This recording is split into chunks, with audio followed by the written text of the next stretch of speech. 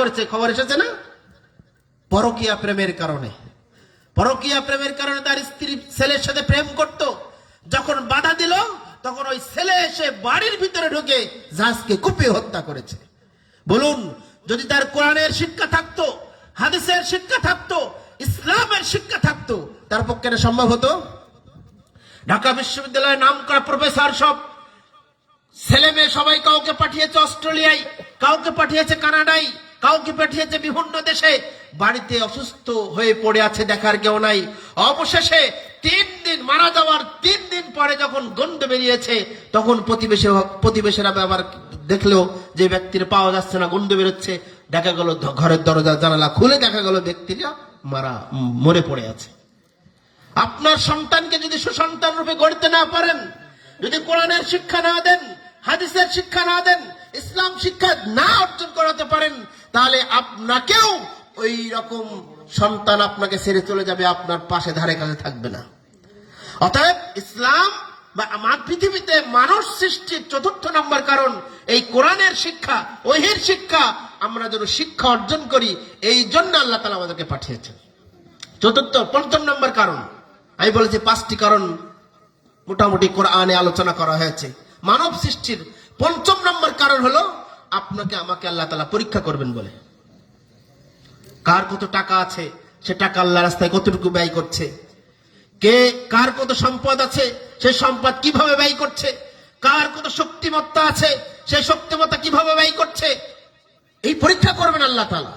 কে সবচেয়ে বেশি ভালো আমল করে, সবচেয়ে উত্তম আমলটা করে, মানুষকে ধোঁকা দেয় নাকি তারকে ভালো ব্যবহার করে, মানুষকে প্রতারণা করে নাকি মানুষের সাথে ইসলাহ সংসদের সাথে জীবন যাপন করে, এটা পরীক্ষা করবেন। আল্লাহ তাআলা বলছেন, আল্লাযী খালাকাল মাউতা ওয়াল হায়াতা লিয়াবলুয়াকুম আইয়ুকুম আহসানু আমালা। তিনি সেই সত্তা যিনি মানুষের মৃত্যুকে সৃষ্টি করেছেন এবং জন্মকে সৃষ্টি করেছেন। আপনাদেরকে দৃষ্টি আকর্ষণ করতে বলতে চাই, এই যে আয়াতে আগে আল্লাহ তাআলা মৃত্যুর কথা কেন বলেছেন? যে আমি আল্লাহ, তিনি সেই সত্তা যিনি তোমাদের মৃত্যুকে সৃষ্টি করেছেন এবং জন্মকে সৃষ্টি করেছেন। তিনি আগে মৃত্যুর কথা কেন বললেন? তার মানে আমরা আসলে পৃথিবীতে আমাদের কোনো অস্তিত্বই ছিল না, আমরা মরা ছিলাম। আল্লাহ দয়া করে দুনিয়ায় আপনাকে আমাকে পাঠিয়েছেন। আল্লাহ তাআলা প্রথমত মৃত্যুকে বানিয়েছেন, সৃষ্টি করেছেন। আমরা কি পৃথিবীতে ছিলাম? আমরা সবাই কি আর রুহের জগতে ছিলাম, তাই না? সবাই মিলিত ছিলাম।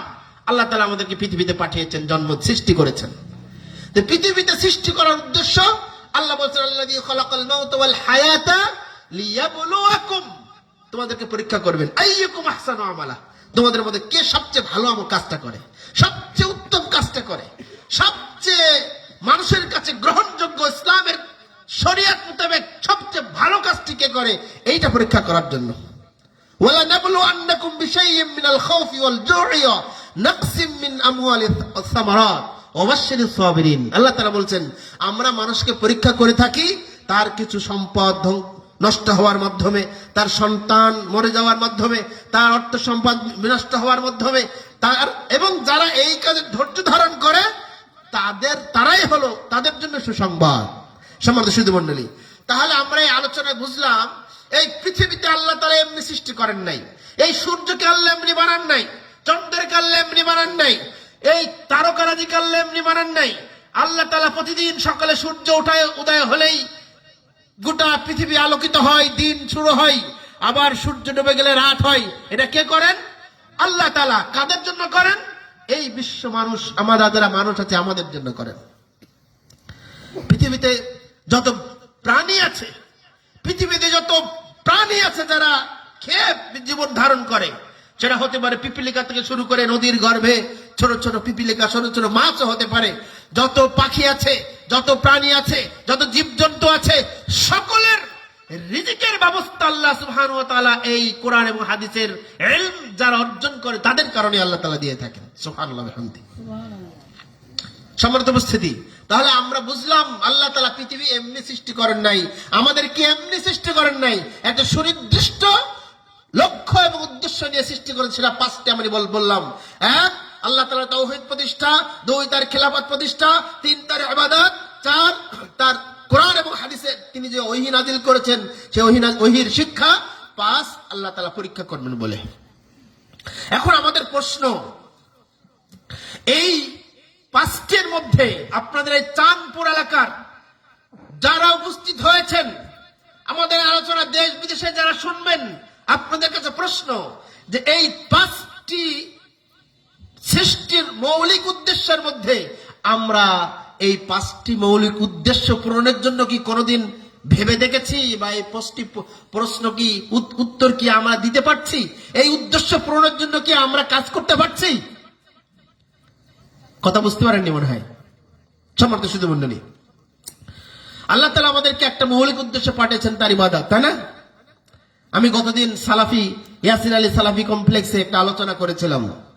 আমাদের আপনাদের যে মাস্টার ভাই উনি ছিলেন। আল্লাহ তাআলা আমাদেরকে ইবাদতের জন্য পাঠিয়েছেন, তাই না? আপনাদের কাছে প্রশ্ন, ইবাদত কি জিনিস? ইবাদতের একটা সুন্দর সংজ্ঞা দেওয়া হয়েছে। আল ইবাদাতু হিয়া ইসমুন জামিউন লিকুল্লি মা ইউহিব্বুহুল্লাহু ওয়া ইয়ারদাহু মিনাল আকওয়ালি ওয়াল আমালি আয-যাহিরা ওয়াল বাতিনা। শাইখুল ইসলাম ইমাম ইবনে তাইমিয়া রাহিমাহুল্লাহ বলছেন, ইবাদত হলো প্রত্যেক ওই সকল প্রকাশ্য কথা ও কাজ যা আপনি মানুষের সামনে বলেন, যা আপনি মানুষের পিছনে বলেন, যা সকলের সামনে বলেন, যা সকলের গোপনে করেন, যা রাতের অন্ধকারে করেন, যা দিনের বেলায় সকলের সামনে করেন। এই করার ভিতরে যা করেন এবং যা বলেন, এর পিছনে উদ্দেশ্য হবে হয় যদি আল্লাহর সন্তুষ্টি এবং তার ভালোবাসা অর্জন, তাহলে সেটাই ইবাদত। শুধু নামাজ এটা ইবাদত, শুধু নামাজটাই ইবাদত এটা সঠিক নয়, শুধু রোজাটাই ইবাদত এটা সঠিক নয়, শুধু যাকাতটা ইবাদত এটা সঠিক নয়, শুধু হজটা ইবাদত এটা সঠিক নয়। বরং একজন ইমানদারের, একজন মুমিনের 24টা ঘন্টা, এমনকি তার মৃত্যু পর্যন্ত প্রত্যেকটা মুহূর্ত ইবাদত হিসেবে গণ্য হতে পারে যদি আমার সকল কাজ আল্লাহ এবং আল্লাহ সুবহানাহু ওয়া তাআলার সন্তুষ্টি অর্জন এবং তার ভালোবাসা অর্জনের জন্য হয়। বুঝতে পারেননি? এই জন্য আপনি নিয়মিত যে আমল করেন, নিয়মিত যে ইবাদত করেন, নিয়মিত যে কাজটি করেন, যখন অসুস্থ হয়ে যান সেই আমল কি করতে পারেন? আপনি যখন অসুস্থ হন আপনি তাহাজ্জুদ পড়েন, অসুস্থ হলে আপনি তাহাজ্জুদ পড়তে পারেন না, কষ্ট হয়ে যায়, তাই না? আপনি যখন মসজিদে 5 ওয়াক্ত সালাতে জামাতে আদায় করেন, আপনি যখন রাজশাহী থেকে ঢাকাতে যান, তখন কি ঢাকাতে যাওয়ার সময় আপনি 5 ওয়াক্ত সালাত মসজিদে আদায় করতে পারেন? পারি না। এই দেখেন আল্লাহ রাসূল সাল্লাল্লাহু আলাইহি ওয়াসাল্লাম বলছেন, ইবনে মাজাহ একটি বর্ণনা রাসূলুল্লাহ সাল্লাল্লাহু আলাইহি ওয়াসাল্লামের পক্ষ থেকে আমি আপনাদেরকে শোনাতে চাই। রাসূলুল্লাহ সাল্লাল্লাহু আলাইহি ওয়াসাল্লাম বলছেন, সহিহ বুখারীর বর্ণনা এটা, ইদা মারিদাল আবদ আও সাফারান, যখন কোন মানুষ অসুস্থ হয় এবং সফরে থাকে, যখন কোন মানুষ অসুস্থ হয় এবং সফরে থাকে, কুতিবা লাহু বিমিসলি মা কানা মুকিমান সাহিহান, মা কানা ইয়ামালু মুকিমান সাহিহান। যখন মানুষ অসুস্থ হয়, যখন মানুষ সফরে থাকে, তখন তার জন্য ও মুকিম বাড়িতে থাকা অবস্থায় যে আমল করত, সুস্থ থাকা অবস্থায় যে আমল করত, ওই অসুস্থ থাকা অবস্থায়, সফরে থাকা অবস্থায় তার আমলনামায় সেই লিপি আর নেকি আল্লাহ তাআলা লিপিবদ্ধ করেন। কথা বুঝতে পেরেছেন? অতএব আপনার নিয়তটাকে চেঞ্জ করতে হবে, নিয়তটাকে আল্লাহ সুবহানাহু ওয়া তাআলার সন্তুষ্টি অর্জন করার জন্য করতে। এখানে আমরা বসেছি, প্রথমেই বলেছি আল্লাহ তাআলার খুশি, সন্তুষ্টি অর্জন। সম্মানিত সুধী মণ্ডলী, এই পৃথিবী আল্লাহ সুবহানাহু ওয়া তাআলা আমাদের 5টি উদ্দেশ্যকে সামনে রেখে সৃষ্টি করেছেন। এরপরে এই পৃথিবী একদিন ধ্বংস হবে না? আমি আপনাদেরকে সূরার প্রথম আয়াত তেলাওয়াত করেছি। এখানে আল্লাহ রাব্বুল আলামিন কিয়ামতের একটি সুন্দর বর্ণনা দিয়েছেন। পৃথিবী যেদিন আমরা পৃথিবীতে এসেছি, আমরা এটা বিশ্বাস করি পৃথিবী ধ্বংস হয়ে যাবে, শেষ হয়ে যাবে। আল্লাহ তাআলা এই আয়াতে বলছেন, আল্লাহ তাআলা বলছেন, ইন্নাহুম ইয়ারাউনাহুম বাঈদা, আমাদের সমাজের কিছু মানুষ আছে যারা নামাজ পড়ে না, রোজা রাখে না, পর্দা করে না, ইসলামের পক্ষে থাকে না, ইসলামের ব্যাপারে কিছু বললে তারা দূরে পালিয়ে চলে যায়। তারা মনে করে আমরা পৃথিবীতে সারা জীবন বেঁচে থাকবো, দুনিয়াতে সারা জিন্দেগি কিয়ামত পর্যন্ত বেঁচে থাকবো, আমাদের মৃত্যু হবে না, আমরা অসুস্থ হব না। আমাদের সমাজে এই ধরনের মানুষ আছেন ভাই? অনেক আছে। অধিকাংশ মানুষ এরকম, মৃত্যুকে ভুলে যায়, আখিরাতকে ভুলে যায়। এই কথাই দেখেন বলছেন আল্লাহ তাআলা। আল্লাহ তাআলা বলছেন যে ইন্নাহুম ইয়ারাউনাহু বাঈদা, যারা পরকালকে ভুলে থাকে, মৃত্যুকে ভুলে থাকে, আল্লাহ বলছেন তারা এই কিয়ামতকে, এই পরকালকে, এই মৃত্যুকে সুদূর পরহত মনে করে। আরে এখন বয়স তো আমার মাত্র 40 বছর, আমি এখনো 30 বছর বাঁচবো, গ্যারান্টি আছে? আমার বয়স এখন 20 বছর, আমি এখন অন্তত কমপক্ষে 50 বছর বাঁচবো। কারণ বাংলাদেশের গড় 70 বছর, 60 বছর, তাই না? কিন্তু 60 বছর পর্যন্ত আমি যাবো, তার কোনো গ্যারান্টি আছে? আল্লাহ রাব্বুল আলামিন বলছেন ইন্নাহু ইয়ারাউনাহু বাঈদা। সমাজের এমন কিছু মানুষ আছে যারা মনে করে আমি সারা জীবন জিন্দেগি ভরে পৃথিবীতে থাকবো, সারাদিন ভুলে থাকে, কাজ কামে ব্যস্ত থাকে, সংসার ধর্ম নিয়ে, সংসার নিয়ে ব্যস্ত থাকে, কাজ কাম নিয়ে ব্যস্ত থাকে, নামাজের বেলায় খোঁজ থাকে না। ইন্নাহু ইয়ারাউনাহু বাঈদা, তারা মনে করে আমার মৃত্যু অনেক দেরিতে হবে, পরকাল কি জিনিস সেটা অনেক দেরিতে হবে। আল্লাহ বলছেন ওনারাহু করিবা, আল্লাহ বলছেন আর আমরা তো এই পরকালকে খুব নিকটে দেখছি। মানুষ মারা গেলেই তারপরে কিয়ামত শুরু হয়, জানেন এটা? মানুষ মারা গেলেই তারপরে কিয়ামত প্রতিষ্ঠিত হয়ে যায়। কিয়ামতের জন্য ওই সিংহায় ফুৎকারের প্রয়োজন হবে না এখন, কারণ কিয়ামত কবে হবে সেটা আল্লাহ পাক ভালো জানে। কিন্তু একজন মানুষ মারা যাওয়ার সাথে সাথে ওই ব্যক্তির উপরে কিয়ামত শুরু হয়। আমরা এটা জানি। আমরা যখন লাশ মাইয়াতকে দাফন করে ফিরে আসি, তখন তার কাছে দুজন ফেরেশতা আছে, আসে না? কিরামান কাতিবিন, দুজন সম্মানিত ফেরেশতা এসে তার কাছে হাজির হয়। দুইজন ফেরেশতা এসে হাজির হয়, এসে জিজ্ঞাসা করে মান রব্বুকা মা দীনুকা মা নবিয়ুকা, তোমার রব কে, তোমার দিন কে, তোমার ইসলাম ধর্ম কি, তোমার নবীর নাম কি, তোমার নবী কে? এই দেখেন, যদি আপনি উত্তর দিতে পারেন তাহলে আপনার জন্য জান্নাতের বিছানা বিছিয়ে দেওয়া হবে, জান্নাতের পোশাক পরিয়ে দেওয়া হবে, জান্নাতের আলো আলোকিত করে দেওয়া হবে, আর বলা হবে তুমি ঘুমিয়ে যাও। যেমন একজন স্বামী ও স্ত্রী নতুন বিবাহের দিন আরামে নিশ্চিন্তে ঘুমিয়ে যায়, তুমি ঘুমিয়ে যাও, ঘুমিয়ে থাকবে, বছর পর বছর ঘুমিয়ে থাকবে। আর যদি উত্তর দিতে না পারেন তাহলে আপনার দিকে জাহান্নামের আগুন, জাহান্নামের দরজা খুলে দেওয়া হবে, জাহান্নামের জায়গা দেখানো হবে, জাহান্নামের পোশাক পরিধান করানো হবে, পৃথিবীর সবচেয়ে দুর্গন্ধ নোংরা পোশাক আপনাকে পরানো হবে। এই দেখেন, তারপরে কিয়ামত শুরু হয়ে গেছে। কিয়ামতের জন্য আপনাকে ওই সিংহার ফুৎকারের প্রয়োজন হবে না। যখনই আপনার মৃত্যু হবে তখনই কিয়ামত শুরু হবে। আল্লাহ বলছেন ওনারাহু করিবা, তোমরা তো কিয়ামতকে অনেক সুদূর প্রসারী মনে করছো, কিন্তু আমি আল্লাহ বলছি না না না, কিয়ামত অতীব নিকটে, কিয়ামত খুবই সন্নিকটে। কারণ ইযা মাতাল ইনসান, যখনই মানুষ মারা যায় তখন তার উপরে কিয়ামত শুরু হয়ে যায়। আল্লাহ তাআলা বলেছেন ইয়াউমা তাকুনুস সামাউ কাল মুহল, ইয়াউমা তাকুনুস সামা, যেদিন আসমান সমূহ কাল মুহল, এই যে পানি আছে না, এটা তরল পদার্থ, তাই না? তরল পদার্থ, কাল মুহল, কিয়ামতের দিন ইয়াউমা তাকুনুস সামা, আমাদের মাথার উপর যে আসমানটা আছে, এই আসমানটা এই পানির মতো তরল পদার্থ হয়ে যাবে, গলিত পদার্থ হয়ে যাবে, পৃথিবীতে পড়তে থাকবে। ইয়াউমা তাকুনুস সামাউ কাল মুহল ওয়া তাকুনুল জিবালু কাল আহিন, আর পাহাড়গুলো, বড় বড় পাহাড়, আমাদের বাংলাদেশের কত পাহাড় আছে, চলে যান ইন্ডিয়ায়, চলে যান সৌদি আরব, চলে যান আরো অন্যান্য দেশে, মধ্যপ্রাচ্যের কি বড় বড় পাহাড় আছে, পাথরের পাহাড়। আমাদের দেশে তো মাটির পাহাড়। আল্লাহ তাআলা বলছেন ওয়া তাকুনুল জিবালু কাল আহিন, আর পাহাড়গুলো তুলার ন্যায় উঠতে থাকবে, তুলার মতো, তুলা যেমন উঠতে থাকে কিয়ামতের দিন উঠতে থাকবে। সম্মানিত সুধী মণ্ডলী, আমরা কিয়ামতকে ভুলে থাকি, আমরা কিয়ামতকে ভুলে থাকি। ওয়ালা ইয়াসআলু হামিমুন হামিমা, কিয়ামতের সেদিনকার একটা দৃশ্য আল্লাহ তাআলা বলছেন এই আয়াতে। অন্তরঙ্গ বন্ধু, আমার প্রিয় বন্ধু, আমার প্রিয় নেতা, আমার প্রিয় দোস্ত, আমার স্বামী, আমার স্ত্রী, আমার বাবা, আমার মা, আমার ক্লাস ফ্রেন্ড, আমার বয়ফ্রেন্ড, আমার গার্লফ্রেন্ড, আল্লাহ বলছেন লা ইয়াসআলু হামিমুন হামিমা, কিয়ামতের দিন একজন বন্ধু আর একজন বন্ধুকে কোনো কিছু জিজ্ঞাসা করার সুযোগ পাবে না, সময় পাবে না, তাকিয়ে দেখবে। ইবাসসুরুনাহুম, আল্লাহ বলছেন ইবাসসুরুনাহুম ইয়াউমাল মুজরিমু কাতালাউ ইফতাদি মিন আযাবি ইয়াউমাইযিন বিবানি, কিয়ামতের দিন একজন বন্ধু আর একজন বন্ধুকে দেখতে পাবে, এক অপরাধী আর এক অপরাধীকে দেখতে পাবে। দোকানে যারা গীবত তহমত করে, পরস্পরের বিরুদ্ধে আলোচনা করে, এই পরস্পর আলোচনাকারী একজন আরেকজনকে দেখতে পাবে। আমি তার বিরুদ্ধে গীবত করতাম, সে আমার বিরুদ্ধে গীবত করত, এই পরস্পর দেখা হবে। ইয়াউমাইয়াসসুরুনাহুম, তারা পরস্পর দেখতে পাবে।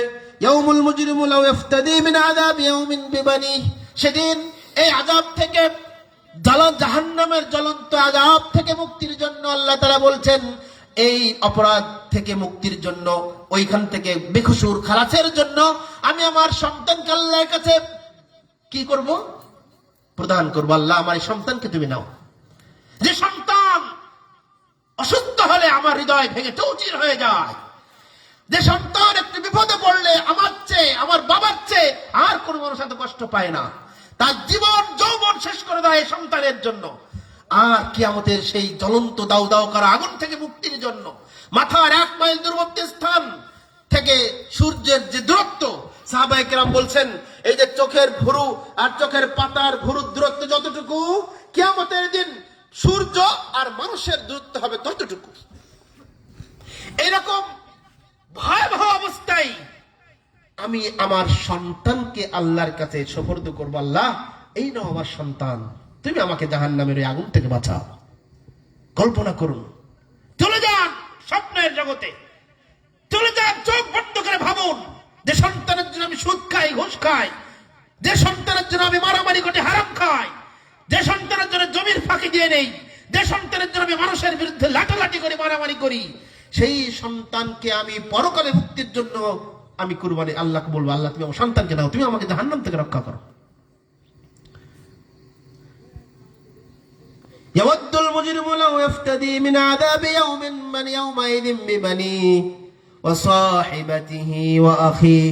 শুধু আমি আমার সন্তানকে দিয়ে ক্ষান্ত হব না, আল্লাহ তাআলা বলছেন ওয়া সাহিবাতিহি ওয়া আখিহি, আমি আমার সাহিবাতি মানে স্ত্রী, আমি আমার প্রাণ প্রিয় স্ত্রী, যার জন্য আমি কত খরচ করি, যার সুখের জন্য আমি সোফা কিনেছি, খাট কিনেছি, ফ্রিজ কিনেছি, এসি কিনেছি, সুন্দর একটু থাকার জন্য ভালো একটা ঘর বাড়ি করেছি, বাসস্থানের ব্যবস্থা করেছি।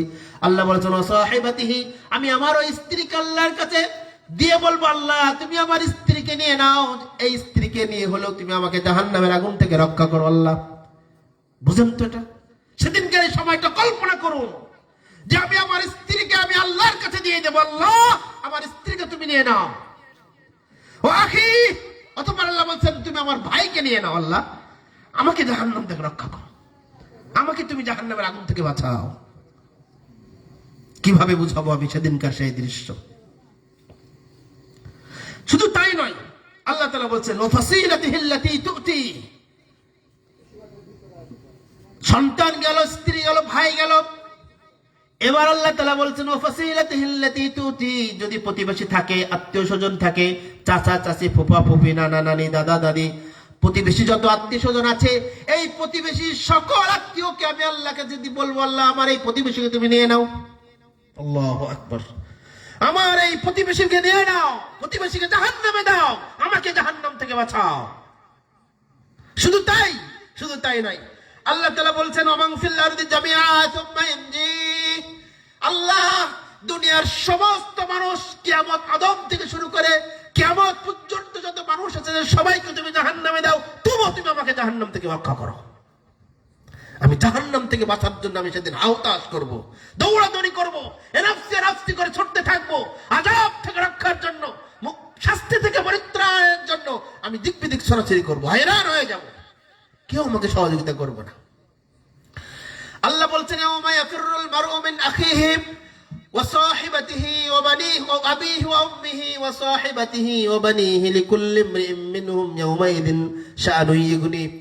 আল্লাহ বলছেন কিয়ামতের দিন, যেদিন সবাই দিক বিদিক ছোটাছুটি করবে, ইয়াওমা ইয়াফিরুল মারউ মিন আখিহি, আপনার আপন ভাই, আপনার মায়ের গর্ভের ভাই আপনাকে থেকে পালিয়ে চলে যাবে, আপনার ভাই কোনো কাজে আসবে না, আপনার ভাই ভাববে হয়তো বা তার সাথে যদি দেখা করি, আমার এই ছোট ভাই, আদরের ভাই, আমার এই বড় ভাই, সম্মানের শ্রদ্ধেয় ভাইয়ের সাথে যদি দেখা করি, তাহলে হয়তো সে আমার কাছ থেকে কিছু নেকি চেয়ে বসবে।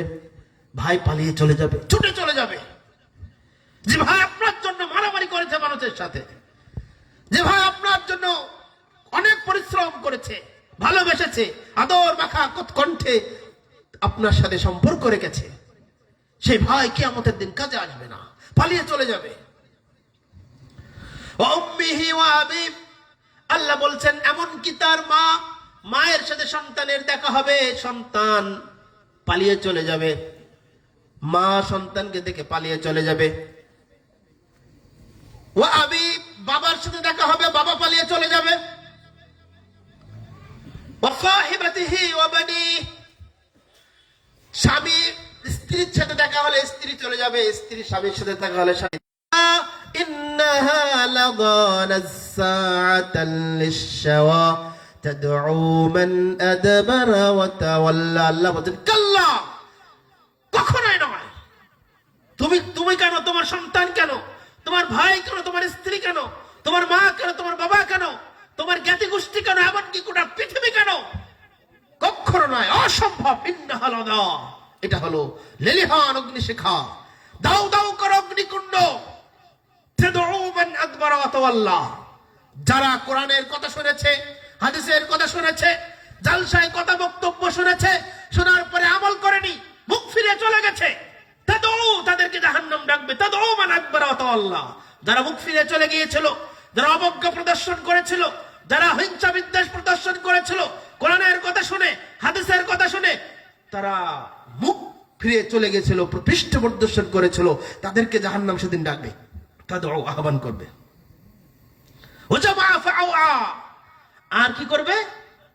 যারা সম্পদ জমা করেছিল অন্যায় ভাবে, সম্পদ কুক্ষিগত করে রেখেছিল অন্যায় ভাবে, তাদেরকে জাহান্নাম ডাকবে। সম্মানিত শ্রোতৃমণ্ডলী, আমাদের সমাজে আমরা নিজেদেরকে মুসলিম বলে দাবি করি, কিন্তু মুসলমানিত্ব টিকে থাকার জন্য যা দরকার আমাদের সমাজের অধিকাংশ মানুষের মধ্যে তা নাই, তা নাই। সূরা হুমাযা, এই হুমাযা সম্পর্কে আপনারা জানেন? সূরা হুমাযার সূরাটি শুনেছেন আপনারা? আল্লাহ তাআলা বলছেন বিসমিল্লাহির রহমানির রহিম, ওয়াইলুল লিকুল্লি হুমাযাতিন লুমাযা আল্লাযী জামআ মালান ওয়া আদ্দাদা ইয়াহসাবু আন্না মালাহু আখলাদা।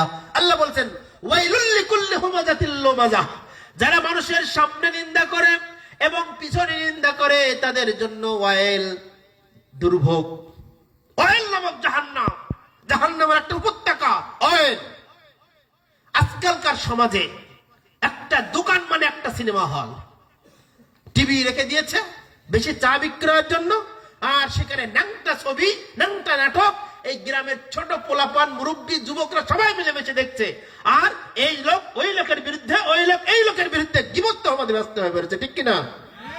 এটা আমাদের সমাজের মধ্যগত স্বভাবে পরিণত হয়েছে। অথচ এটা হলো বর্তমান মুসলিম সমাজের নষ্ট হওয়ার সবচেয়ে মূল কারণ। আল্লাহ বলছেন এই পথ, এই সিস্টেম, এই অপরাধের বর্ণনা দিতে গিয়ে আল্লাহ বলছেন ওয়াইলুল লিকুল্লি হুমাযাতিল লুমাযা, দুর্ভোগ, ওয়াইল নামক জাহান্নাম ওই ব্যক্তিদের জন্য যারা মানুষের সম্মুখে নিন্দা করে আর পিছনে নিন্দা করে, মানুষের ভালোটা বলে বা খারাপটা বলে, এই নিয়ে আলোচনা শুরু হয়, করে না? এক জায়গায় দুজন মানুষ বসলেই তিনজনকে নিয়ে, তিনজন আরেকজন ব্যক্তি নিয়ে আলোচনা করে। সে হতে পারে মসজিদের ইমাম, সে হতে পারে মসজিদের সেক্রেটারি, সে হতে পারে মসজিদের ক্যাশিয়ার। এই ক্যাশিয়ার সাহেব টাকা পয়সা ঠিক মতো ব্যয় করতে পারে না, ইমাম সাহেব অমুক অমুক, নিজের দোষ, নিজেদের পাঁচ ওয়াক্ত নামাজ পড়ে না, নিজের বউ পর্দা করে না, নিজে কোরআন জানে না, অথচ ইমাম সাহেবের ভুল ধরা নিয়ে ব্যস্ত, তাই না? সম্মানিত শ্রোতৃবৃন্দ, আমি আপনাদেরকে কষ্ট দেওয়ার জন্য বলছি না, সমাজের বাস্তব দৃশ্য এগুলো, তাই না? সম্মানিত শ্রোতৃমণ্ডলী, আল্লাহ বলছেন ওয়াইলুল লিকুল্লি হুমাযাতিল লুমাযা, তাদের জন্য দুর্ভোগ, তাদের জন্য ওয়াইল নামক জাহান্নামের উপত্যকা, যারা মানুষের সামনে এবং পিছনে নিন্দা করে। এই আয়াতের ব্যাখ্যায় ইবনে আব্বাস রাদিয়াল্লাহু আনহুমা বলছেন যে এই আয়াত হলো হুমাযা আর লুমাযা হলো ভাইয়ের রক্ত খাওয়ার সমান। এখন আপনাদের প্রশ্ন, বলেন তো কোন অপরাধ, কোন পাপ যে ভাইয়ের রক্ত, মাংস খাবার সমান অপরাধ? আল্লাহ বলছেন ইয়া আইয়ুহাল্লাযীনা আমানু ইজতানিবু কাসীরাম মিনাদ-দান্নি ইন্না বা'দাদ-দান্নি ইসম ওয়া লা তাজাসসু ওয়া লা ইয়াগতাব বা'দুকুম বা'দা أيحب أحدكم أن يأكل لحم أخيه ميتا فكرهتموه। আল্লাহ বলেন হে বিশ্ববাসী, তোমরা শোনো, তোমরা পরস্পরে কি করো না, গোয়েন্দাগিরি করো না, সন্দেহ করো না, আর পরস্পর পরস্পরে গীবত করো না। একজন কথা একজনকে লাগিয়ে বেরিয়েও না, চগলখড়ি করিও না। তোমরা কি তোমাদের মৃত ভাইয়ের গোশত খেতে ভালোবাসো? আল্লাহ বলছেন আইয়ুহিব্বু আহাদুকুম আইয়াকুলা লাহমা আখিহি মাইতা। তোমরা কি তোমাদের মৃত ভাই যে মারা গেছে তার গোশত পিস পিস করে কেটে কেটে তোমাকে দেওয়া হয় আর তুমি ওটা খাও খুব মজা করে আনন্দ করে, এটা কি ভালোবাসো? আপনারা কি ভালোবাসেন? আপনার ভাই মারা গিয়েছে, আর আপনার ভাইয়ের শরীর থেকে পিস পিস করে গোশত কেটে আপনাকে পরিবেশন করা হচ্ছে, আর আপনি ওটা আনন্দ চিত্তে ভক্ষণ করছেন, এটা কি কেউ মেনে নিবে? এটাই হলো গীবত করা। যদি আপনি কারো গীবত করেন, মানে আপনি আপনার ভাইয়ের মৃত ভাইয়ের গোশত ভক্ষণ করছেন। আল্লাযী জামা মালাহু আদ্দাদা, আর যারা মাল সংগ্রহ করে, সম্পদ জমা করে এবং বারবার গণনা করে। আমাদের সমাজে কিছু মানুষ আছে দেখবেন, যারা প্রত্যেক মাসে ব্যাংক স্টেটমেন্ট ওঠায়, কোটি কোটি টাকা আছে, শুধু গণনা করে কত টাকা হলো, ব্যাংক খোলে, সন্দুক খোলে, শুধু দেখে কত টাকা লাভ হলো, কত ইনভেস্ট করলাম, আর কত মুনাফা হলো, কত লাভ হলো, এই চিন্তাধারা এসে সবসময় অতিবাহিত করে। আল্লাযী ইয়াহসাবু আন্না মালাহু আখলাদা, সে মনে করে এই সম্পদ আমাকে চিরদিন পৃথিবীতে বাঁচিয়ে রাখবে। মনে করে না, সে সালাত পড়ে না, নামাজ পড়ে না, রোজা রাখে না, ধার ধরে না, অহংকার, সে মাটিতে পায়ে পায়ে পা, মাটিতে তার পা পড়ে না। আমাকে কে ধরবে, কোন রোগে স্পর্শ করবে? আমি তো পুষ্টিকর খাবার খাই, আমি তো ন্যাচারাল খাবার খাই, আমি তো জাহাঙ্গীরের আব্দুল্লাহ জাহাঙ্গীরের কথা শুনে আমি ট্রিটমেন্ট নেই, আমার রোগ বলা কিছু হবে না, কারণ আমার টাকা আছে। কিছু হলে সিঙ্গাপুর চলে যায়, কিছু হলে দিল্লি চলে যায়, কিছু হলেই মাউন্ট এলিভেতে চলে যায়, আমার টাকা আছে, আমার কোনো কিছুই খাওয়া হবে না, তাই না? আল্লাহ ইয়াহসাবু আন্না মালাহু আখলাদা, মানুষ মনে করে এই সম্পদ, এই দুনিয়ার সম্পদ, টাকা পয়সা, সম্পদ, ধন দৌলত আমাকে পৃথিবীতে চিরদিন বাঁচিয়ে রাখবে, আমার কিছুই হবে না। আল্লাহ বলেন কাল্লা কাল্লা লা ইউমবাদান্না ফিল হুতামা, কখনো নয়, কখনো নয়, লা ইউমবাদান্না ফিল হুতামা, এই পশ্চাতে এবং সম্মুখে যে তোমরা যে নিন্দা কোষর করে থাকো এবং যে সম্পদ জমা করে রাখছো, যে সম্পদ মনে করো এই সম্পদ তোমাকে চিরদিন বাঁচিয়ে রাখবে, আল্লাহ বলেন কাল্লা, কখনো নয়, লা ইউমবাদান্না ফিল হুতামা, এটা হলো হুতামা। অবশ্যই তোমাকে হুতামা নামক জাহান্নামকে নিক্ষেপ করা হবে। হুতামা নামক জাহান্নাম বোঝেন? জাতা আছে না, জাতা, জাতা চেনে ওরা? দুটার মাটির বড় পাতিল, এর ভিতরে যে চাউল বা ডাউল দেওয়া হয়, পিষে যায় না? হুতামা নামক জাহান্নাম হলো এরকম পিষ্টকারী জাহান্নাম, যারা গীবত তহমত করবে, চগলখড়ি করবে, এই একজনের কথা আরেকজনকে লাগিয়ে বেড়াবে, আর যারা সম্পদ গণনা করবে, বারবার জমা করবে আর গণনা করবে, আর মনে করবে সম্পদ আমাকে চিরদিন বাঁচিয়ে রাখবে, তাদেরকে জাহান্নাম এরকম পিষ্ট করা হবে, পিষ্ট করা হবে। আল্লাহ বলছেন ওয়ামা আদরাকা মাল হুতামা, হে নবী আপনি কি জানেন এই হুতামা নামক জাহান্নাম কি? তিনি বললেন না। আল্লাহ আবার বলে দিলেন নারুল্লাহিল মুকাদা, সেটা হলো মুকাদ, আল্লাহ প্রজ্বলিত আগুন। এই মুকাদ মানে কি জানেন? আমাদের মহিলারা প্রেসার কুকার ব্যবহার করে না, প্রেসার কুকার, এই প্রেসার কুকারকে আরবিতে মুকাদা বলা হয়। কি বলা হয়? মুকাদা। প্রেসার কুকারের চতুর সাইড আটকানো থাকে। মা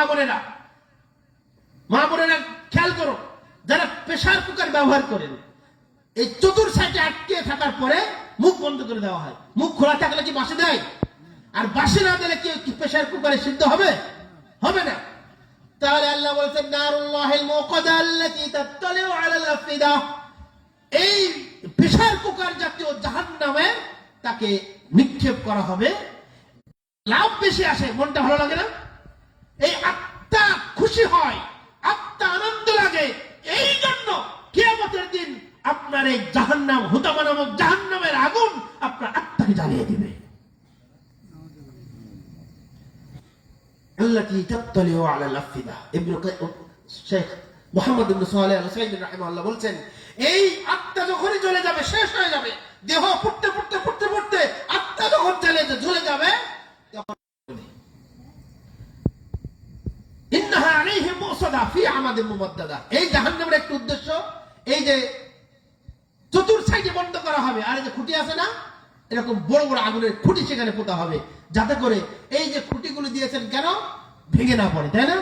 জাহান্নামের এই হুতামা নামক জাহান্নামে আগুনের খুঁটি দেওয়া হবে, যাতে আগুনের চতুর সাইডে কোনো কিছু ছুটে না যায়, জানালা দরজা খুলে না যায়। শাস্তির চূড়ান্ত মাত্রা প্রদান করা হবে কিয়ামতের দিন।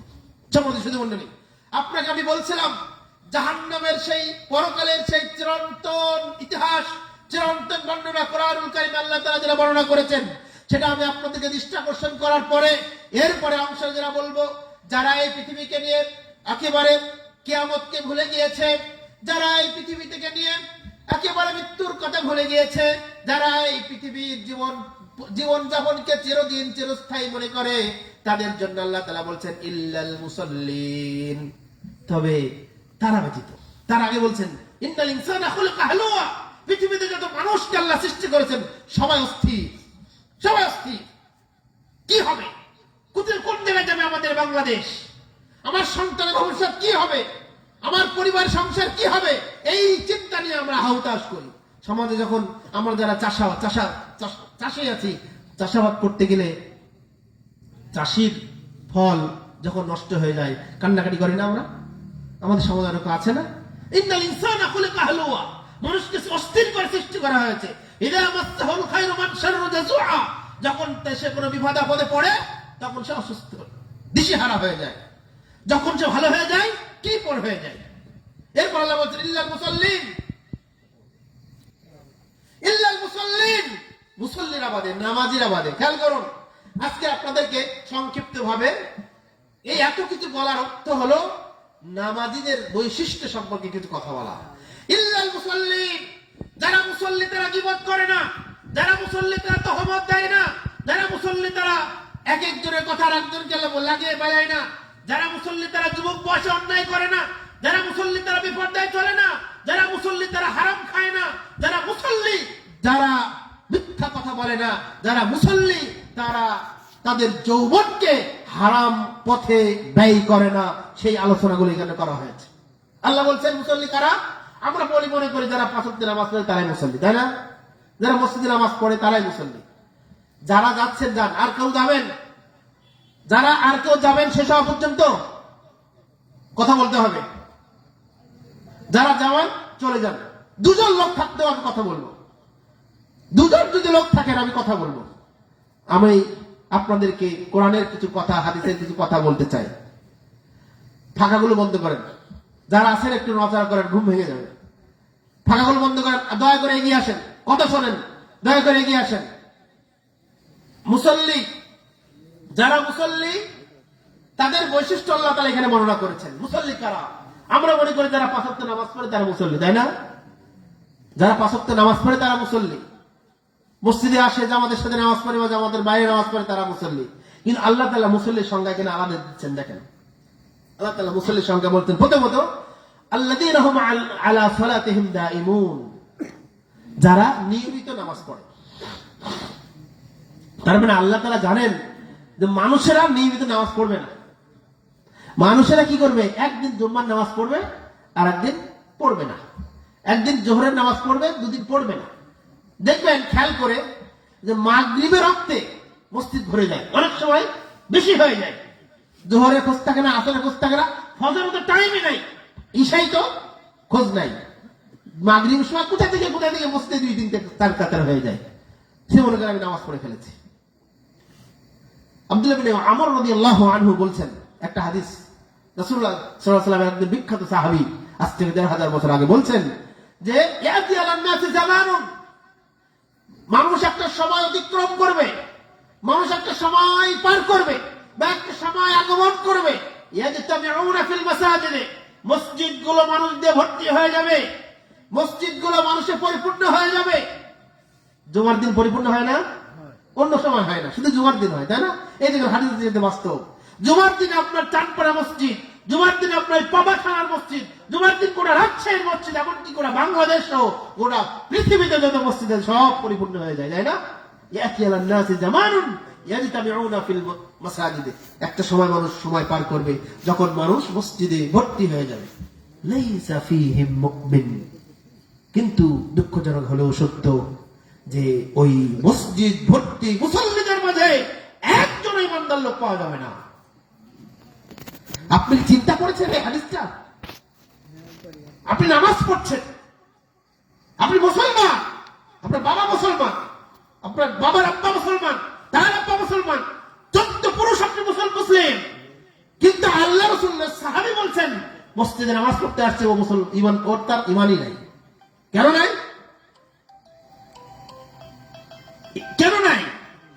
কথা বুঝতে পেরেছেন? নামাজ পড়ছে, হজ করছে, যাকাত দিচ্ছি, কিন্তু কোনো ঈমান নাই। কেন? একটা হাদিস শোনাই। আচ্ছা, আমি মূল আলোচনায় যাই। আল্লাহ রাসূল বলছেন আল্লাযীনা হুম আলা সালাতিহিম দাঈমুন, যারা সালাতে নিয়মিত, যারা সালাত নিয়মিত আদায় করে। আরেকটি ব্যাখ্যা হলো, দাঈমুনের ব্যাখ্যা হলো স্থির, খুব ধীরস্থিরতার সাথে, খুব নম্রতার সাথে, বিনয় হয়ে অবনত চিত্তে যারা সালাত পড়ে। আমাদের দেশের সমাজের অধিকাংশ মানুষ 2 রাকাত সালাত পড়তে 1 মিনিটও লাগে না। সেজদায় গিয়ে সুবহানাল্লাহ, সুবহানা রাব্বিল আলা, সুবহানা রাব্বিল আলা 3 বার বলার তার সুযোগ নাই, মরগের মতো ঠোকর দিয়ে উঠে যায়। দাঈমুন, সাহাবীদের যুগে সাহাবীরা যে সালাত আদায় করতেন, আশ্চর্য হয়ে যেতে হয়। কোন এক যুদ্ধ থেকে ফেরার পথে আল্লাহ রাসূল সাল্লাল্লাহু আলাইহি ওয়াসাল্লাম সাহাবীদেরকে নিয়ে একটি মজলিসে বসলেন, একটা তাঁবু ঢাকলেন, তাঁবু স্থাপন করলেন রাত্রি যাপন করার জন্য। 2 জনের দায়িত্ব এসেছে, আবু হুরায়রা আর জুবায়ের ইবনে আবু তালহা, 2 জনের দায়িত্ব এসেছে। তারা 2 জন পাহারা দিবে আর বাকি সাহাবীরা ঘুমিয়ে পড়বে।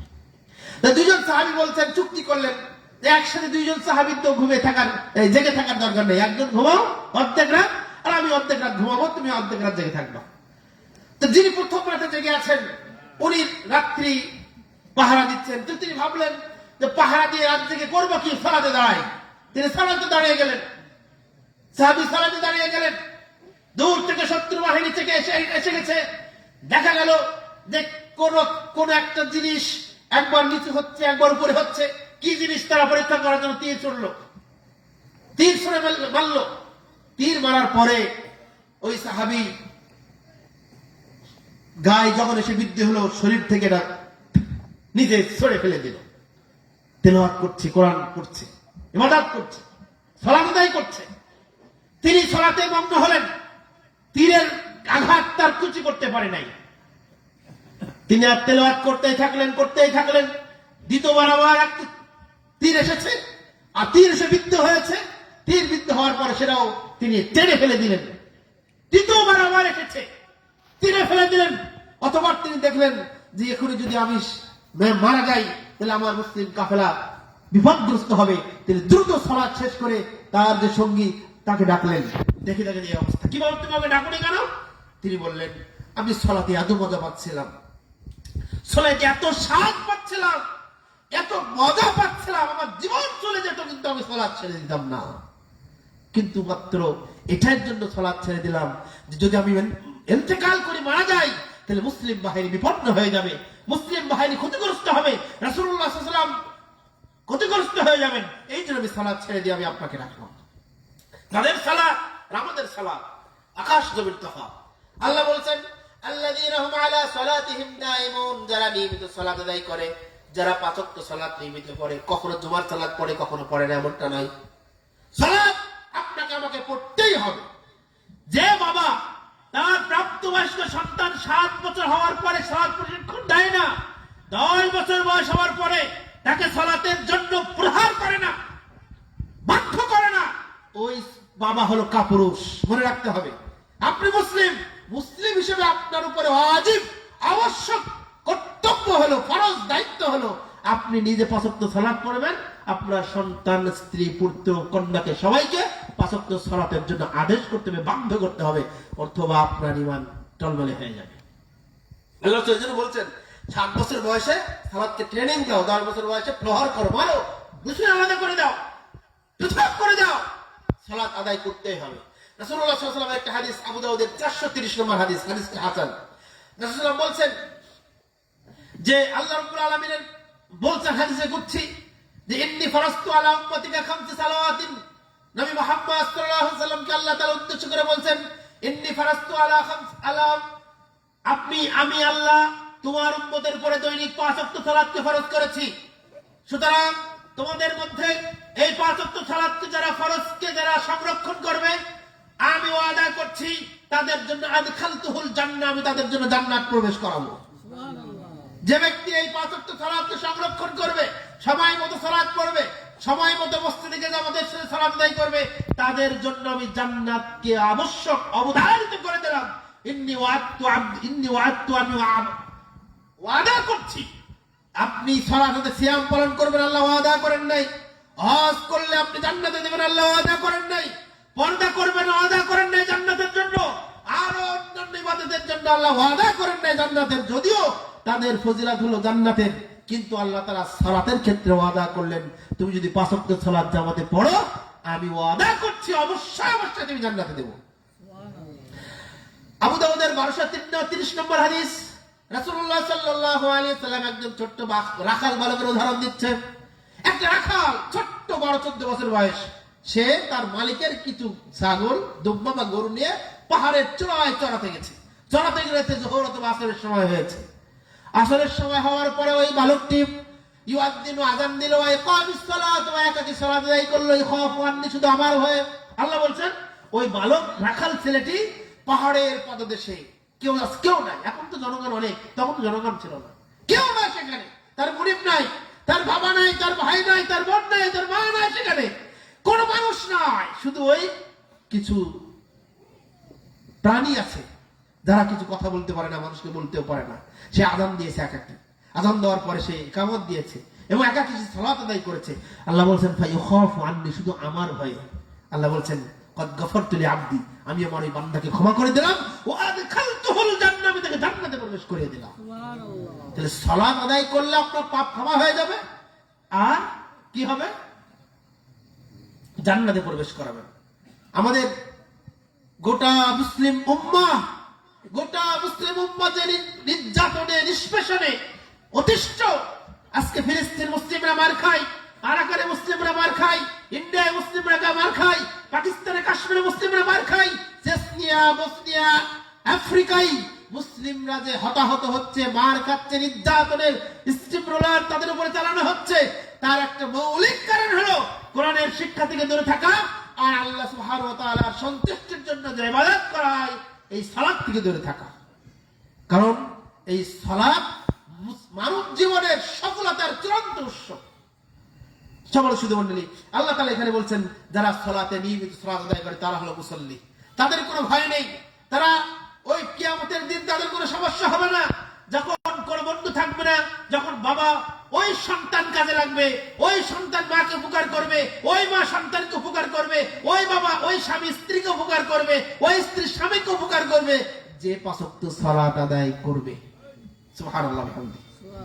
5 ওয়াক্ত সালাতের যে গুরুত্ব, এটা মুসলমানের ঈমান থেকে রাখার অস্ত্র। যে নামাজ পড়ে না সে কাফের, সে মুসলিম হতে পারে না। মুসলিম আর কাফেরের ভিতরে মানদণ্ড হলো কি?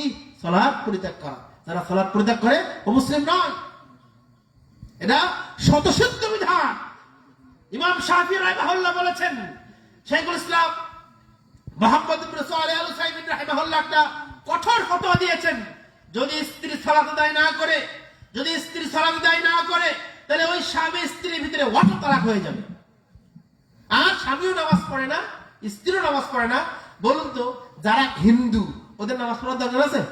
তাহলে যে মুসলিম স্বামীও নামাজ পড়ে না, যে মুসলিম স্ত্রীও নামাজ পড়ে না, ওদের বিয়ে থাকা না থাকা সমান, কারণ ও তো মুসলিমই না। আপনি বলতে পারেন আপনি এত কঠোর করলেন না, আল্লাহ রাসূল কঠোর করেছেন। কারণ এই দাড়ি হিন্দুদের আছে না, হিন্দুরা পঞ্জাবি পরে, জুব্বা পরে, হিন্দুরা মাথায় পাগড়ি পরে। মুসলিমদের একটা বাহ্যিক ইসলাম, মুসলমানের তো টিকে রাখার একটা উপায় হলো মসজিদে গিয়ে 5 ওয়াক্ত নামাজ পড়া। দেখলে বোঝা যায় মসজিদে যাচ্ছে, সালাত পড়ছে। এরপরে মুসল্লিদের 2 নম্বর গুণাবলীর কথা আল্লাহ রাব্বুল আলামিন বলছেন, ওয়াল্লাযীনা ফি আমওয়ালিহিম হাক্কুম মা'লুম লিস-সাইলি ওয়াল মাহরুম। আল্লাহ বলছেন যারা তাদের মাল থেকে যারা হকদার তাদেরকে প্রদান করে, বিশেষ করে সাইল ভিক্ষুক এবং যারা মাহরুম, যারা বঞ্চিত তাদেরকে, ইয়াতীম এবং মিসকিন যে যারা ব্যয় করে। দেখেন আমরা আলোচনা করছি মুসল্লিদের বৈশিষ্ট্য, তাই না? তার মানে যারা যাকাত দেয়, সাদাকা দেয়, তারাও মুসল্লি। মুসল্লিদের বৈশিষ্ট্য কি? তারা গরিবদেরকে সাদাকা করে, মিসকিনদেরকে সাদাকা করে, যাকাত দেয়। এখানে মূলত যাকাত সাদাকা উভয়টাই বলা হয়েছে। আমাদের আজকের এই অনুষ্ঠানটার মূল আয়োজনটা কিন্তু এই সাদাকার উপর, তাই না? চাঁদপুর আহলে হাদিস জামে মসজিদের উন্নতি করবে, তাই তো? চাঁদপুর মসজিদের উন্নতি করবে মসজিদ, এই জালসা। এই মসজিদে কারা নামাজ পড়বে? কারা? আমি আসবো, আপনারাই তো পড়বেন, পড়বেন না? আমি দানের কথা বলবেন, ভাই উঠে যায় না, আর মনে করবেন যে হুজুর এবার দানের ওয়াজ করবে মনে হয়। শোনেন, আমি মুসল্লিদের বৈশিষ্ট্যগুলো বলে শেষ করে দেবো ইনশাল্লাহ। দান তো আপনার করবেন, দান তো আপনাকে করাই লাগবে। এখানে এই হাক্কুন ফি আমওয়ালিহিম হাক্কুল লিসাইল ওয়াল মাহরুম, এখানে দান নফল দান আর ফরজ দান উভয়কে বলা হয়েছে। দেখেন রাসূলুল্লাহ সাল্লাল্লাহু আলাইহি সাল্লাম বলছেন, সাদাকাতু সির তুতফিল গাদাব। যে ব্যক্তি গোপন দান করবে, গোপন সাদাকা করবে, গোপন ভাবে দান করবে, মসজিদের জন্য টাকা মসজিদের ভিতরে গিয়ে 10,000 রেখে আসলো, কেউ জানে না, আল্লাহ বলছেন ওই ব্যক্তি টাকনুর নিচে প্যান্ট পরিধান করার কারণে তার প্রতি আল্লাহ লাগান্বিত হয়েছেন। ওই ব্যক্তি যে মিথ্যা কথা বলার কারণে, গীবত তহমত করার কারণে, পরকীয়া করার কারণে আল্লাহ তার প্রতি রাগান্বিত হয়েছেন। হাজার অপরাধের কারণে আল্লাহ তার প্রতি রাগান্বিত হয়েছেন। আল্লাহ বলছেন যে ব্যক্তি গোপন সাদাকা করে আল্লাহ তাআলা তার উপরে রাগকে মিটিয়ে দেন। সুবহানাল্লাহ।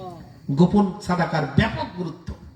আল্লাহ বলছেন যে ব্যক্তি সাদাকা করবে, কিয়ামতের দিন যেদিন মাথার উপরে সূর্য চলে আসবে 1 মাইল দূরবর্তী স্থানে, অথবা চোখের ভুরু আর চোখের পাতার মাঝে দূরত্ব, এতটুকু দূরত্ব চলে আসবে সূর্য, তখন আরশের ছায়া ছাড়া আর কোনো ছায়া থাকবে না, তাই না? সেদিন আপনি যদি সাদাকা দেন, দান করেন, তাহলে এই দানের ছায়ায় আপনি সেদিন থাকতে পারবেন। রাসূলুল্লাহ সাল্লাল্লাহু আলাইহি ওয়াসাল্লাম বলছেন, এই যে বিদ্যুৎ আছে না, এই যে মাইক সুইচ অন করলে আওয়াজ হয়, অফ করলে বন্ধ হয়, তাই না? কারেন্টের সুইচ অন করলে আলো জ্বলে, অফ করলে আলো বন্ধ হয়। ঠিক আপনি আপনার মৃত বাবার নামে, মৃত মায়ের নামে, মৃত দাদার নামে, মৃত দাদির নামে, বা মৃত সন্তান, স্ত্রী, পুত্র, কন্যা যারাই মারা গেছে তাদের জন্য যদি আপনি দান করেন, তো আল্লাহ নবী সাল্লাল্লাহু আলাইহি ওয়াসাল্লাম বলছেন দান করার সাথে সাথে কবরের যে আগুন জ্বলছে, শাস্তি হচ্ছে, সাথে সাথে বন্ধ হয়ে যায়। যেমন সুইচ দিলে লাইট অফ হয়, সুইচ দিলে লাইট অন হয়। আপনার আমার মা যারা মারা গেছে, বাবা যারা মারা গেছে, আপনার আমার দিকে চেয়ে আছে, কখন আমার সন্তান আমার জন্য সাদাকা করবে, কখন আমার সন্তান আমার জন্য ক্ষমা প্রার্থনা করবে, এটা আল্লাহ চেয়ে থাকে। বান্দারা, মৃত্যু ব্যক্তিরা, মাইয়াতরা চেয়ে থাকে। সম্মানিত সুধী মণ্ডলী, এই জন্য আপনারা আমরা কত কিছু টাকা হলেও দান করবো, প্রতিদিন দান করার নিয়ত করবো, প্রতিদিন।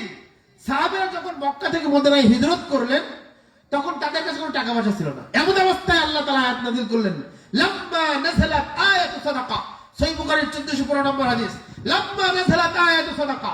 যখন সাদাকা করার আয়াত নাযিল হলো, আবু মাসউদ রাদিয়াল্লাহু আনহু হতে বর্ণিত, তিনি বলছেন যখন আল্লাহ তাআলা সাদাকা করার আয়াত নাযিল করলেন, আমাদের হাতে কোনো টাকা নাই, কারণ আমরা মক্কা থেকে মদিনায় হিজরত করে এসেছি, এক কাপড়ে এসেছি। আপনাদের তো হিজরত করা লাগেনি, আপনাদেরকে তো কাফেররা অত্যাচার করেনি। আপনি কোরআন হাদিস মানার ক্ষেত্রে, ইসলাম মানার ক্ষেত্রে তো আপনি অত্যাচারের সম্মুখীন হন নাই, কারণ আপনি প্রত্যেক সূত্রে ইসলাম পেয়েছেন, আপনি প্রত্যেক সূত্রে আহলে হাদিস আকীদা পেয়েছেন। আপনার উপরে কেউ অত্যাচার করেনি, আপনার উপরে নির্যাতন করেনি, আপনার উপরে কেউ প্রহার করেনি, কিন্তু আপনার গ্রাম ছাড়তে হয়নি, আপনার দেশ ছাড়তে হয়নি, কিন্তু সাহাবীদেরকে রক্তাক্ত হতে হয়েছে, তাদেরকে জুতার বাড়ি খেতে হয়েছে, তাদেরকে মরুভূমির মাঝখানে গরম বালুর উপরে, উত্তপ্ত বালুর উপরে তাদেরকে শুয়ে শাস্তি ভোগ করতে হয়েছে। এমনকি নিজের মাতৃভূমি ছেড়ে বিদেশে মদিনায় তাদেরকে হিজরত করতে হয়েছে। যখন হিজরত করেছে কোনো কিছুই নেওয়ার সুযোগ হয়নি, এক কাপড়ে চলে গেছে। যখন এক কাপড়ে যাওয়ার পরে আয়াত নাযিল হলো সাদাকা করার, তখন সাহাবীরা বলছেন কুন্না নুহামিলু, আল্লাহর এই আয়াতকে বাস্তবায়ন করার জন্য, আল্লাহর এই হাদিসকে, আল্লাহর এই আদেশকে শিরোধার্য হিসেবে মেনে নেওয়ার জন্য আমরা রাতের অন্ধকারে মদিনার যারা ধনাঢ্যশীল ব্যক্তি ছিল তাদের ক্ষেত খামারে আমরা কাজ করতাম। কুন্না নুহামিলু, রাতের অন্ধকারে মানুষের বাড়িতে গিয়ে কাজ করতাম, মানুষের ক্ষেত খামারে গিয়ে কাজ করতাম। কাজ করলে কামলা খাড়া যেটাকে বলে, কামলা করলে কি টাকা দেয় না, সেই টাকা থেকে আমি কিছু পকেটে রেখে দিতাম, আর কিছু টাকা আল্লাহর কাছে সাদাকা করতাম। সুবহানাল্লাহ। সাদাকা শুধু গরিব বড় লোকরা করবে এমনটা নয়। আপনি ভ্যান চালক, প্রতিদিন যদি 300 টাকা ইনকাম করেন, 50 টাকা আল্লাহ সাদাকা করেন, আপনার বারাকায় আপনার পরিপূর্ণ করে দেবেন ইনশাআল্লাহ, শুধুমাত্র আল্লাহকে খুশি করার জন্য। দান বা যাকাত তো ধনীরা দেবে, কিন্তু সাদাকা ধনী গরিব সবাইকে দিতে হবে, করে মুক্তি পেতে হবে।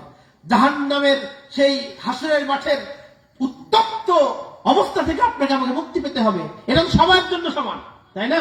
হাসরের মাঠে সবাই আমরা উঠবো। সুতরাং আপনি ভ্যান চালক বলে আপনি দান করবেন না এমনটা নয়। আপনি ভিক্ষুক হলে ভিক্ষুককেও দান করতে হবে। অতএব এটা হলো মুসলিমদের, মুসল্লিদের বৈশিষ্ট্য। এরপর আল্লাহ তাআলা বলছেন, আল্লাযীনা ইউসাদ্দিকুনা বিয়াউমিদ্দিন, যারা আখিরাত দিবসকে সত্য বলে মেনে নেয়, যারা আখিরাত দিবসকে, কিয়ামতকে সত্যায়ন করে, তারা হলো মুসল্লি।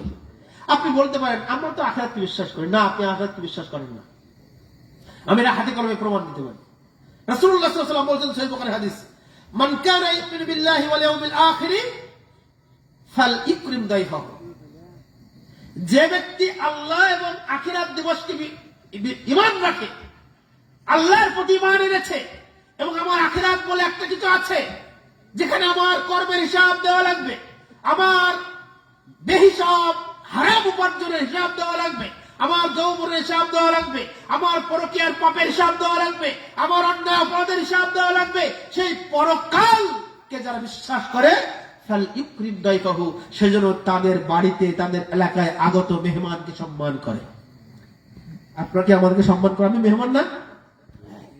যারা চলে গেছে ঠিক করেছেন, এটা কি সম্মান হলো?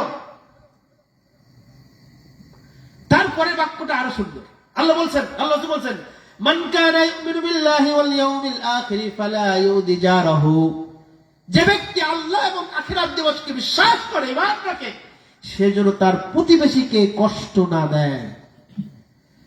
আমাদের প্রতিবেশী একজনের সাথে কোনো কথা নাই, গন্ডগোল। হ্যাঁ, আমার দেয়ালে কেন তুমি নুড়ি দিবা, আমার দেয়ালে কেন তুমি কাপড় নেড়ে দিবা, আমার জমিতে কেন তুমি ব্যবহার করবা, আমার চালের পানি কেন তোমার জমিতে পড়বে, হ্যাঁ, তোমার চালের পানি কেন আমার জমিতে পড়বে, এই যে মারামারি হয় না, লাগালাগি হয় না সমাজে? আমার জমির উপরে গাছ লাগিয়েছি, এই গাছের ছায়া যদি 500 বছর জমিতে যায়, সেই গাছ আমি গোড়া বের কেটে দিয়েছি। আমার কথাই, আমার বার্তাই, আমার আচরণে যদি প্রতিবেশী কষ্ট পায়, আমি আল্লাহকে অস্বীকার করলাম, আমি কিয়ামতকে অস্বীকার করলাম। আর যদি আপনি আল্লাহকে ঈমান রাখেন, কিয়ামতের প্রতি ঈমান রাখেন, প্রতিবেশীকে কষ্ট দেওয়া যাবে না। সেই বুখারীর হাদিস, রাসূলুল্লাহ সাল্লাল্লাহু আলাইহি ওয়াসাল্লামের কাছে একজন মহিলা সম্পর্কে জিজ্ঞাসা করা হলো, হে আল্লাহর নবী সাল্লাল্লাহু আলাইহি ওয়াসাল্লাম, একজন মহিলা, একজন মুরব্বী মহিলা, সে 5 ওয়াক্ত সালাত পড়ে, রমজানের সিয়াম রাখে, যত সামর্থ্য আছে সে দান করে, সাদাকা করে, সালাত আদায় করে, 5 ওয়াক্ত সালাত, পারলে নফল সালাত পড়ে, তাহাজ্জুদ পড়ে, অতিরিক্ত তাহাজ্জুদ পড়ে, সে ফরজ যাকাতও দেয়, অতিরিক্ত দান সাদাকাও করে, পারলে ফরজ সিয়াম পালন করে, অতিরিক্ত নফল সিয়ামও পালন করে, কিন্তু সে তার প্রতিবেশীকে তার কথার মাধ্যমে কষ্ট দেয়, তার অবস্থা কি হবে? আল্লাহ নবী সাল্লাল্লাহু আলাইহি ওয়াসাল্লাম বলছেন, লা খায়রা লিআমালিহা, সে যে আমল করছে ওই আমলের কোনো কল্যাণ নাই, ফাহিয়া ফিন্নার, ওই মহিলা জাহান্নামে। ওই মহিলা কি ইবাদত করে কোনো লাভ হচ্ছে না, সালাত পড়ে লাভ হচ্ছে না, সিয়াম পালন করে লাভ হচ্ছে না, যাকাত দিয়ে লাভ হচ্ছে না, কারণ প্রতিবেশীর কষ্ট দিয়েছে। তাই পরক্ষণে আল্লাহ নবী সাল্লাল্লাহু আলাইহি ওয়াসাল্লামকে প্রশ্ন করা হলো, আল্লাহ নবী, ওই আরেকটা মহিলা, ওই গ্রামের আরেকজন মহিলা যে শুধু 5 ওয়াক্ত নামাজ পড়ে, নামাজের মাঝে সিয়াম রাখে, গরিব মানুষ, যতক্ষণ সমর্থ হয়, যতটুকু পারে ততটুকু সে দান করে, এই ব্যক্তির উপায় হবে কি? আল্লাহ নবী সাল্লাল্লাহু আলাইহি ওয়াসাল্লাম বলছেন, ফাহিয়া ফিল জান্নাহ, ওই মহিলা জান্নাতি। তার মানে মানুষের সাথে আচরণ, মানুষের সাথে লেনদেন, প্রতিবেশীর সাথে ভালো আচরণ করা আপনার জান্নাত যাওয়ার মাধ্যম, আমার ইবাদত কবুলের মাধ্যম, ওটা ইবাদত। প্রতিবেশীর সাথে ভালো আচরণ করা ইবাদত, না হলে জান্নাত জাহান্নামের কেন বিষয় আসতো না, তাই না ভাই? আল্লাহ বলছেন, আল্লাহ রাসূল বলছেন, মান কানা ইউমিনু বিল্লাহি ওয়াল ইয়াউমিল আখির কাউলুন কুল খায়রা, ভালো কথা বলো, আও লিয়াসমুত, নাহলে চুপ থাকো।